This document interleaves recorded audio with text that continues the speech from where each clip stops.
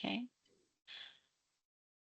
So welcome to this virtual community meeting to discuss NPA 2024-0018.04. If you haven't done so already, if you could let us know who is here in the chat box, we'll use this as the sign-in sheet. Please mute your microphone if you're joining. It helps reduce some of the background noise, and if you can turn off your video if you're participating online. It also helps save bandwidth.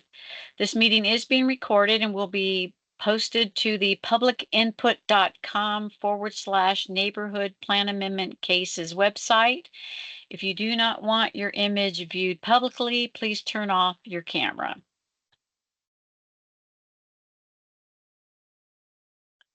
Oh, let me put it on full screen. Hold on. So Mark Walters will be the meeting facilitator tonight. My name is Maureen Meredith. I am the Plan Amendment Case Manager. Marcel Boudreau is the Zoning Case Manager, and this is our contact information. The agenda tonight, I'll go over basic case information, guidelines for group discussion, how to participate in this process. Why is there a plan amendment application? What is a future land use map, also called a FLUM? After my presentation, the applicant's agent, Amanda Brown, will do a presentation. Then we will go into the Q&A session of the meeting. Property address is 1200 West 49th Street. It's 0.3288 acres. The case number is NPA 2024-0018.04. Project name is 1200 West 49th rezoning. The request is to change the future land use map from mixed use office to mixed use land use. The associated zoning case number is C14 2024-0116.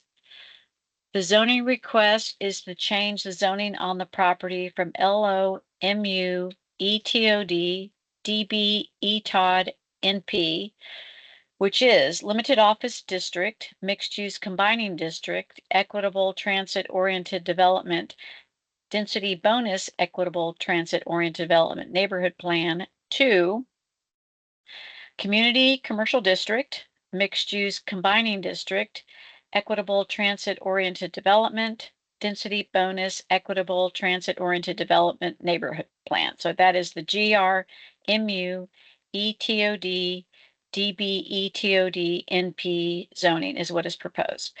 The property owner applicant is Grover Office Partners, LLC, and the agent is Amanda Brown from HD Brown Consulting. So guidelines for group discussion, please feel free to type your questions into the chat at any time during this meeting and after staff and applicant presentations. If you would like to speak, you can raise your hand by clicking the hand symbol on the menu bar. If we eventually have any telephone participants, they'll be able to speak during the Q&A session of the meeting as well, and we'll call out the last 4 digits of their phone number. Attendees will be muted upon arrival, and then we will open the floor to the questions and answers after the presentations. Similar questions may be grouped and answered together, and we ask that you be respectful to each other during the discussion. As mentioned earlier, this is the website where the recorded meeting will be posted. You can email or call me or Marcel with any questions or comments that you have. If you provide written comments, they'll be included in the staff case report when the cases are scheduled for Planning Commission City Council. If you live within 500 feet of the property, you'll get a notice in the mail of the dates of Planning Commission City Council with a location and date and time and instructions for how to participate in these public hearings. They have not been scheduled yet, so when they are, you will get the notice in the mail. So why is there a neighborhood plan amendment, also called an NPA? Neighborhood plans are adopted by City Council as amendments to the Imagine Austin Comprehensive Plan. The city charter requires zoning changes to be consistent with the comprehensive plan, and most neighborhood plan amendments are amendments to a plan's future land use map, and most have an associated zoning application. This map shows areas in blue that have City Council approved neighborhood plans.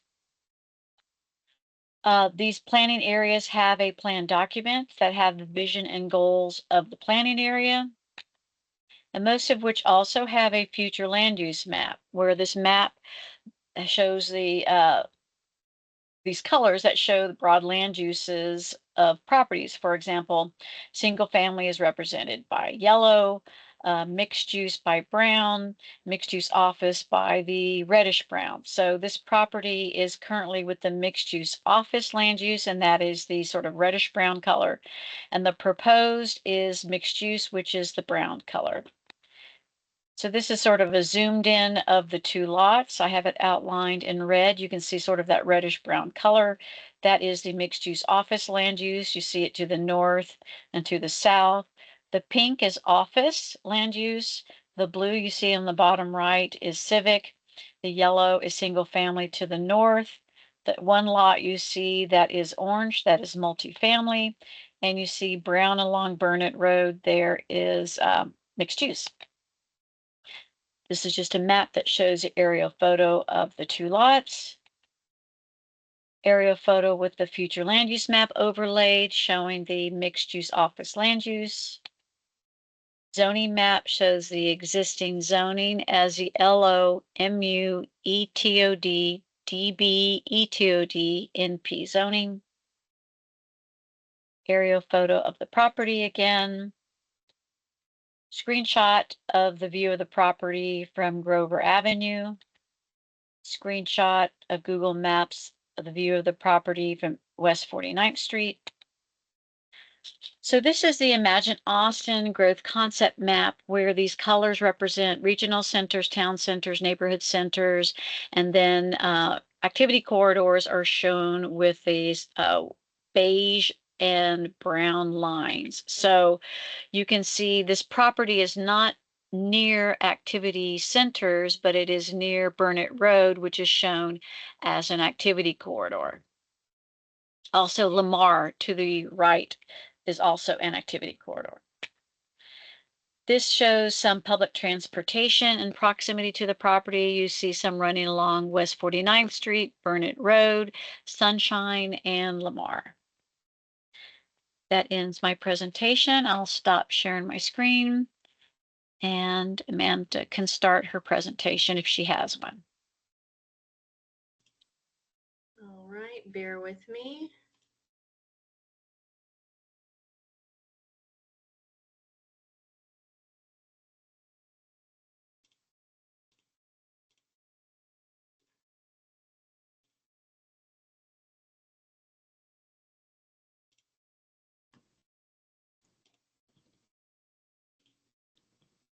Amanda, are you saying anything? I can't hear you. Can you hear me now? Yes. Oh, okay. Sorry about that. All right. Can y'all see my screen? Yeah, but not your presentation.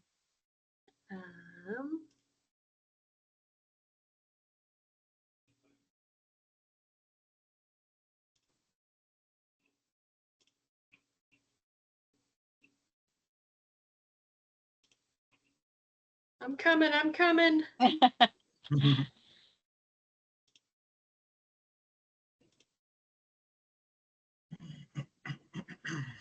Now we can see it. Okay, perfect. All right.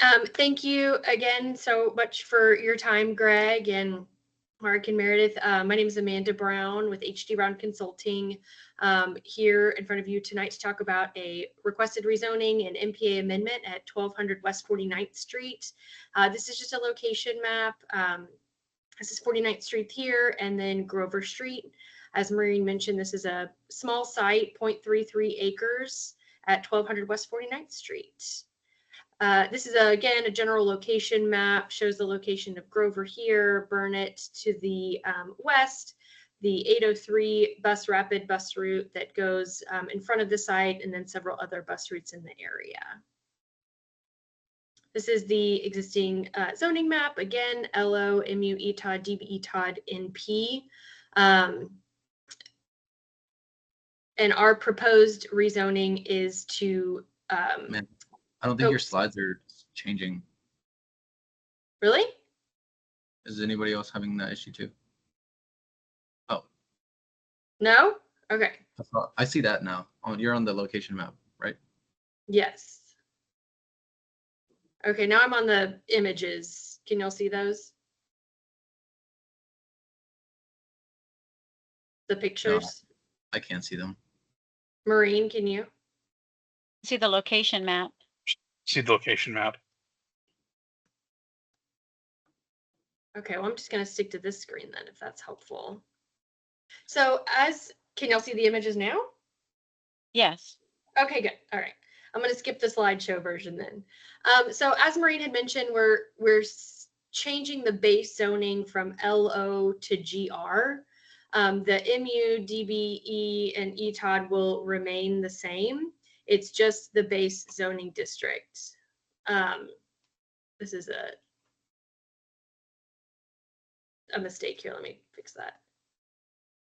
So the purpose of this rezoning is there is no development plans for this site.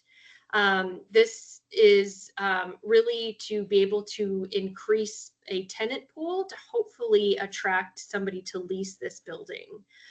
Improvements have been done to it recently.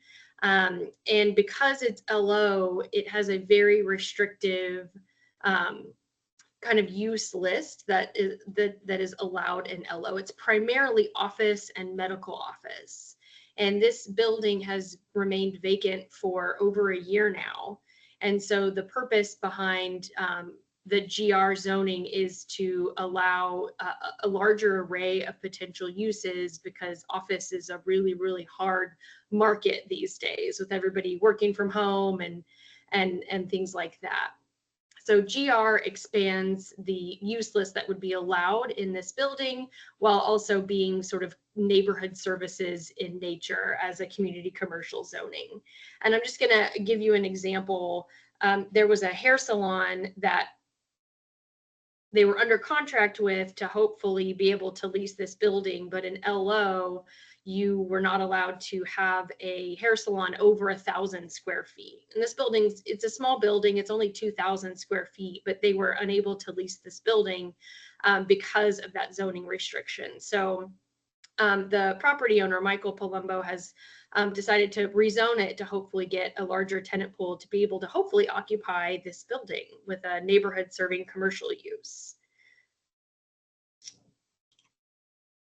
As Maureen had mentioned, again, we're concurrently with the rezoning from LO to GR, also updating the FLUM from mixed use office to just mixed use.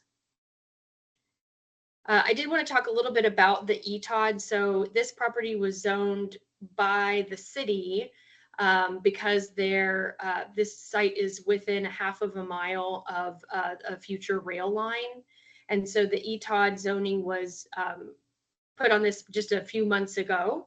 But I did want to highlight one thing about the ETOD ordinance. The ETOD ordinance is intended to restrict certain uses that are not desired next to a rail line. So the ETOD has many prohibited uses that we would have wanted to prohibit anyway, because they're not necessarily neighborhood friendly, but the ETOD ordinance already did that for us. So a lot of those uses, automotive sales, campgrounds, equipment repair services, sort of auto-oriented uses, are already prohibited in the ETOD ordinance. So those are listed here. So this is the prohibited use list, and this is the conditional use list of the uses that are restricted in the ETOD ordinance. And that concludes my presentation. Again, I'm Amanda Brown. I'm happy to answer any questions. Well, thank you, Amanda. I'm Mark Walters. I'll be facilitating tonight's discussion. So if anybody has a question, you can just raise your virtual hand or type it in the chat. But since there's so few of us, I think we can just have a nice conversation amongst everybody who's present at the meeting. So Greg or I can't read, my screen's really small. El Govina, do you have any questions for Amanda or Maureen or myself?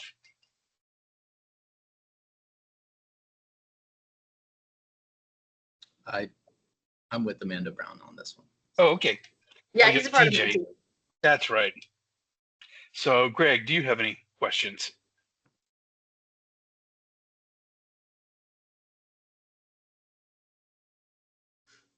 Greg, you're on mute, just in case you. Yeah.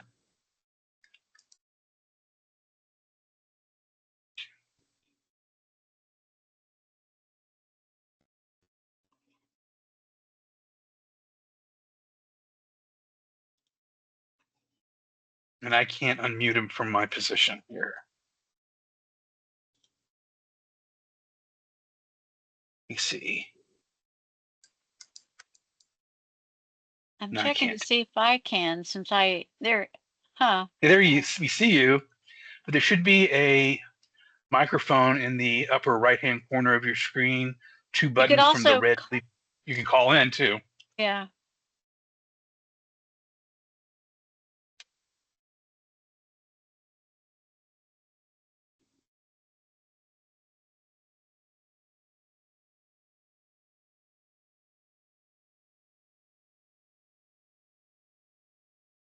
I think I did it.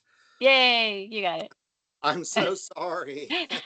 That is so 2024. Every call, like something. Amanda, Maureen, and Mark, thank you very much. I held this up because that's how old-fashioned I am. It's a landline, but it's a cordless landline. So, This is not a rotary phone. I was going to call, listen, I was going to call in if I couldn't unmute. And, okay, so my name is Greg Chico, and I'm the chair of the Brentwood Neighborhood Planning Contact Team. And before I say anything else, I'm just going to give you guys a quick chuckle. Oh no. Does that work? It.